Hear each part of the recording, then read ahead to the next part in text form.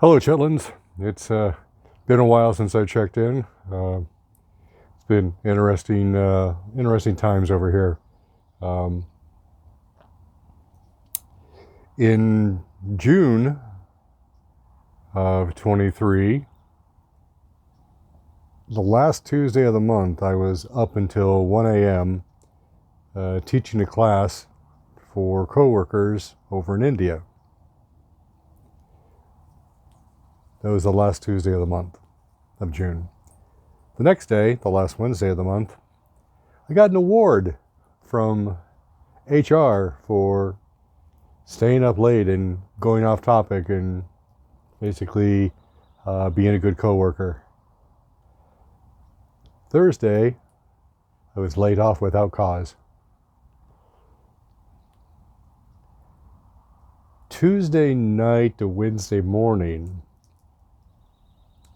about 5 o'clock in the morning, at twilight time. And, some of you will get this, some of you won't. But usually in that twilight time, just before you go to sleep, or for me especially, just when I'm about to wake up, I get a flood of information from my personal psychic friends network. And at the edge of my bed is Archangel Michael, standing there in his karate gi and Birkenstocks and lopsided smile on his face. And he doesn't say anything, but he just looks at me and goes,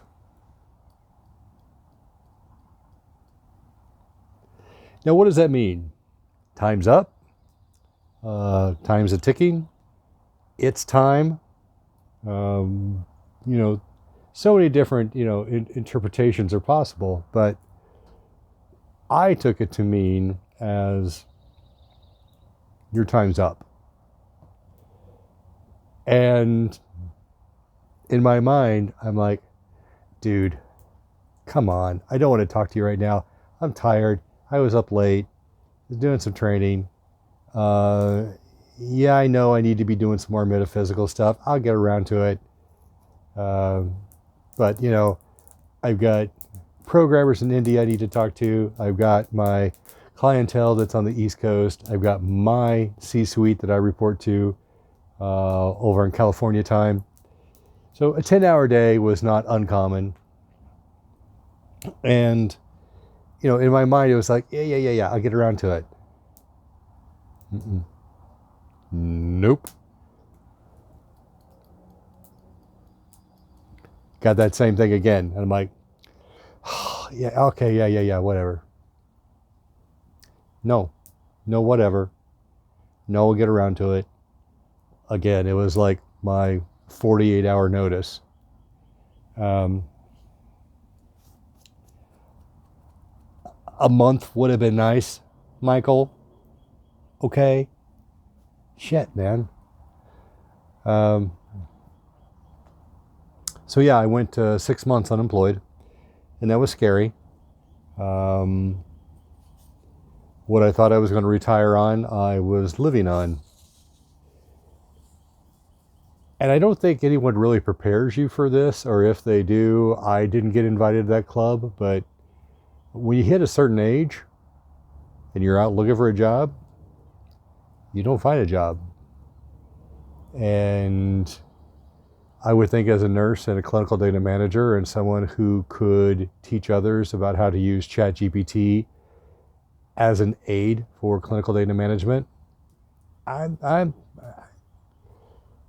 was egoic and proud that I would be able to go find another job. So I took a month off.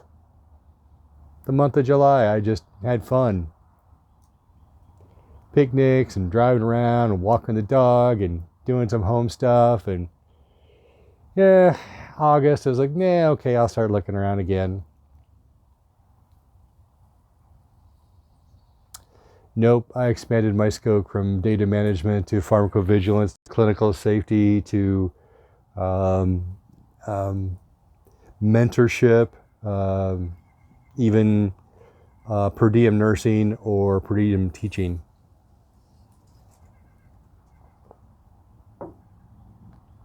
Nope, nada.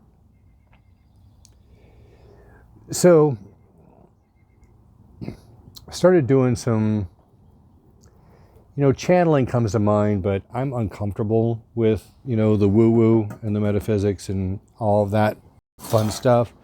So let's just call it meditation. I'm more comfortable with that. But I sat in my chair and did some meditating and tried to, use some techniques with Jonathan Goldman. I love listening to his music, and then Pandora will usually refer me to some other things that kind of fit within that genre. But just kind of meditating and trying to find out, what is the next chapter for Mr. Mathis over here. And part of that consideration was maybe I'm done. Maybe this is the end of the road. And part of that is bias. I am the same age now that my father was when he died. And plus, having worked in hospice and having had a near-death experience, death for me isn't as taboo as it is for some folks. But, I was considering, maybe it's time.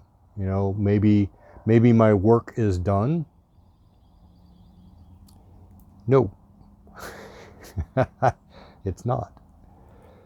That very same Thursday that I got laid off was also the first time I went back to an IONS meeting in maybe 7 years. And there's a backstory to that. To sum it up would be the powers that be at IONS in 2011 to 15 was kind of like, tell us about your God, Jesus, angels experience. And I'm like, yeah, I saw George Carlin. That didn't go over well. So whatever reasons, I have to, some people want to default to, it's all in the divine order. Yeah, maybe, I don't know. I'm still kind of out to lunch on that. But I know I needed to do more internal work.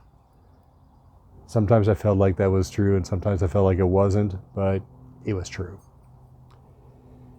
So having worked through a bunch of stuff, having gone through my dark night of the soul again, I decided that I would create my own company again.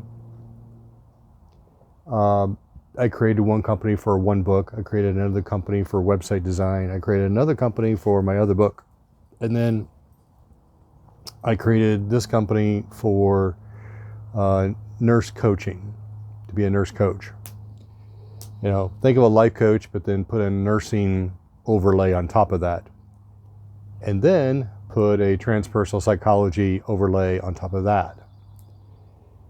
So the idea was, if you've had a new normal diagnosis, or if you've had a terminal diagnosis, or you're trying to work with a family member who's had those things, then that's where I was going to step in. Having been dead and back, having worked hospice, having been a nurse, having been studied and then practiced for about a year to be a plenary guardian, all of those things were meaningful within that, if you can imagine an airplane coming in for a landing, the last mile out is kind of where I was looking at for life expectancy. So again, you've got a new normal diagnosis, diminishment of homeostasis and complete 100% health, to maybe an end-of-life diagnosis. And then how do I circle the wagons for all of that? And I've done those things, doing, coming up with a will, coming up with a power of attorney for healthcare, connecting people with elder care attorneys, going and doing home assessments, trying to figure out how to make the home safe or make adjustments to the home environment so that people can age in place. I've done all that stuff. And so it's trying to like, how do I package all that into a way to move forward? But the thing that still wasn't being addressed was the metaphysical. And so many people who have had a near-death experience or a spiritually transformative experience, they've had something happen to them that is outside of normal human experience, even though it's been documented as part of human experience for as long as people have been writing on cave walls. But how do you help those folks? And so I was like, well, you've had a near-death experience. I too have had a near-death experience, and I've had assist training to be a peer counselor, so I can help you with that too. Not a whole lot of people knocking on my door. So I'm like, in this meditation, it felt like the right thing, but maybe it's not the right time. So that's why I was like, okay, well, let me think about this a little bit and go back into normal job hunting. So I finally landed a job, back on the floor doing nursing again. Adolescent children with behavioral disorders is a nice high level description. We'll just leave it at that. But in that process, I also discovered that there's a group out there called the Death Cafe. And they're all about taking the taboo out of the near-death experience, or out of dying and out of death. And it's kind of one of those things where it's something we all do. It's not something we want to talk about, but I mean, it is part of the human experience. It's kind of like masturbation in that a lot of people do it, but not a lot of people talk about it. Granted, I think there's probably more people who die. I think that's a 100%. But it's one of those things that we need to demystify. It's one of those things that we need to take the taboo away. It's something we need to be able to have discussions about and not wait until after it's happened to try to deal with it. And so when I discovered the Death Cafe, I was like, let me check this group out and see what's going on. A lot of education, a lot of support, but in my experience, I've been to either 6 or 7 near-death cafes around the Raleigh-Durham area. And concern all the way to fear, I think, are the primary drivers to get people in the doors there. And I had my aha experience, and then I put it away until I went to another near-death and then brought it out again. And, I've talked about mental chew toys before. And so, I brought out that mental chew toy, and it just seems like I think I found a really interesting way to help both those people who go to the near-death cafe, go to the Death Cafe, and for those people who have had a near-death experience. The Death Cafe folks are afraid of death. The near-death experience folks are not afraid of death. The Death Cafe folks are afraid death is the end. The near-death experiencers know that death is not the end. It's just the end of a chapter and the start of another chapter.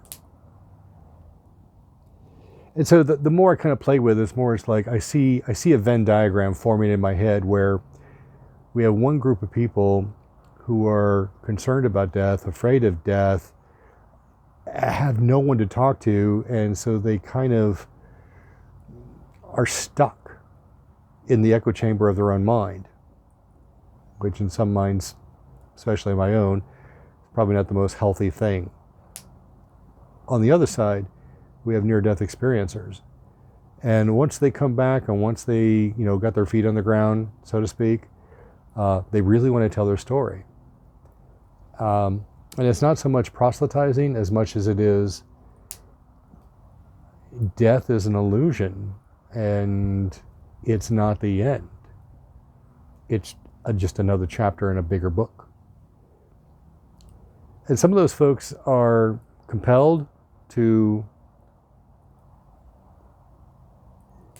have an obsession with respect to telling their story, convincing people, almost to the point of where someone told me one time, she said, "You're giving me your testimony." And my dad was a Southern Baptist, and so I had to pump the brakes on that. And it's like, I'm not here to proselytize. I just want you to know that what society has told you is the end is not the end.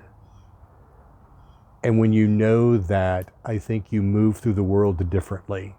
And I think your mental health improves. So I'm still putting this together in my head. I'm still kind of chewing on it.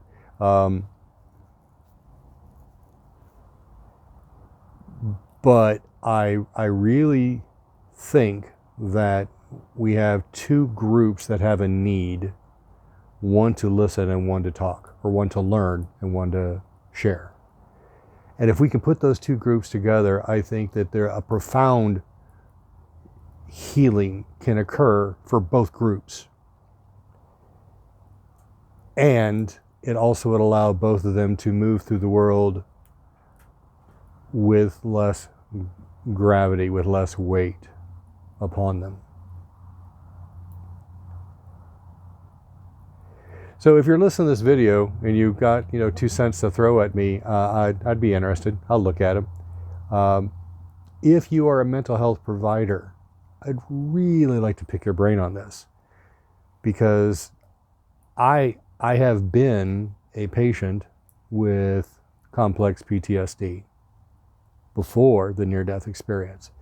So when I had the near-death experience, I had to go through the trauma and reconciliation part of it, but when I started to put my left brain into the equation, then PTSD jumped right out. And that's why I've been doing the nurse coaching and the transpersonal nurse coaching unofficially since 2015. Just talking with other near-death experiencers and other people who have had, a spiritually transformative experience, have had their satori, have had their dark night of the soul, whatever you want to call it. But when you realize that what we've been programmed to believe and what really is are two different things, how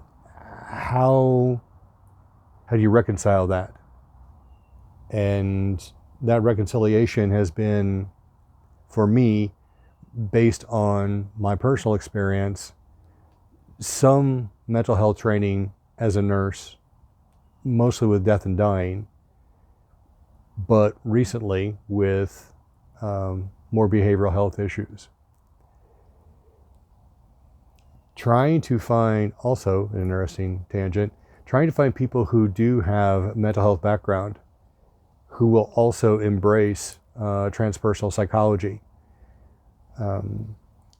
So, remote viewing, astral projection, speaking with ghosts, the near-death experience, the satori. It's a little out there for some folks, for mainstream. So trying to find those folks has been a challenge as well. And I'm trying to get out of the echo chamber, because that's also something I would like to see broken, is the near-death experiencers. They reinforce themselves. So you go to the conventions, you go to the meetups and local groups, and it's all near-death experiencers sharing their story with other near-death experiencers, or at least people who are curious about that.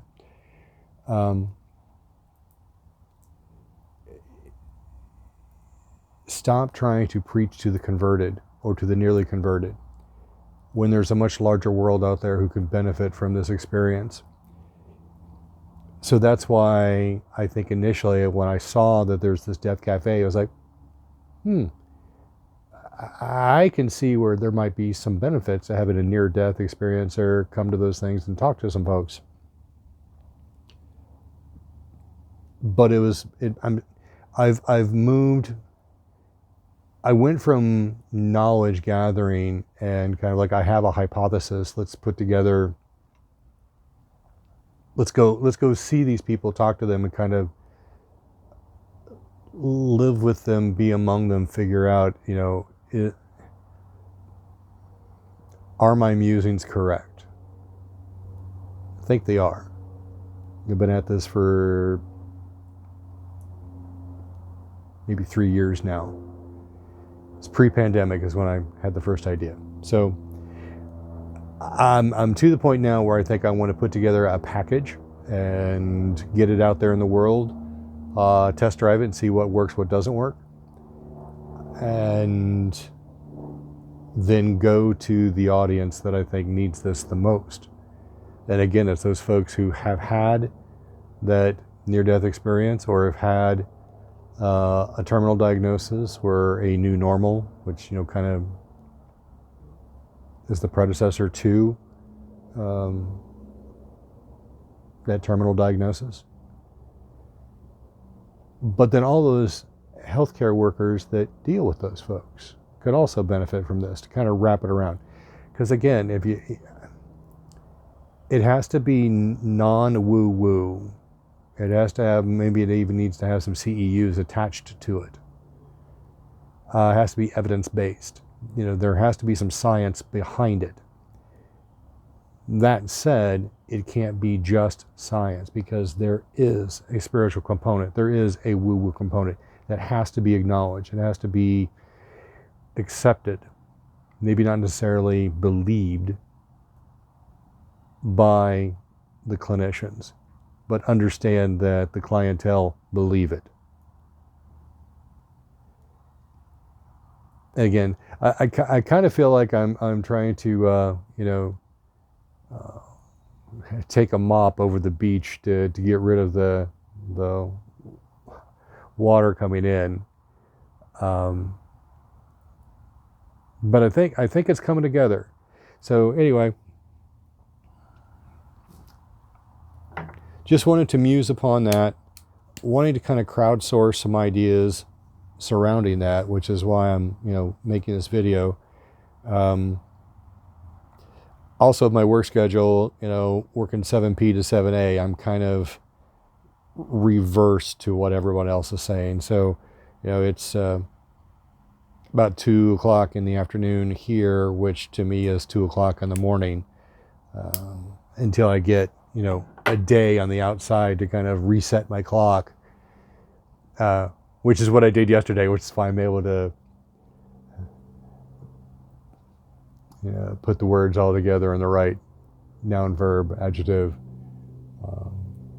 do my conjunction, junction.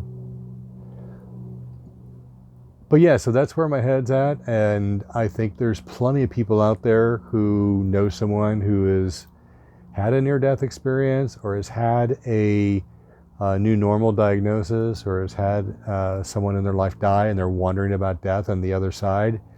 And I think this is an excellent opportunity to put two groups of people together, and in that Venn diagram set, I see huge potential for healing and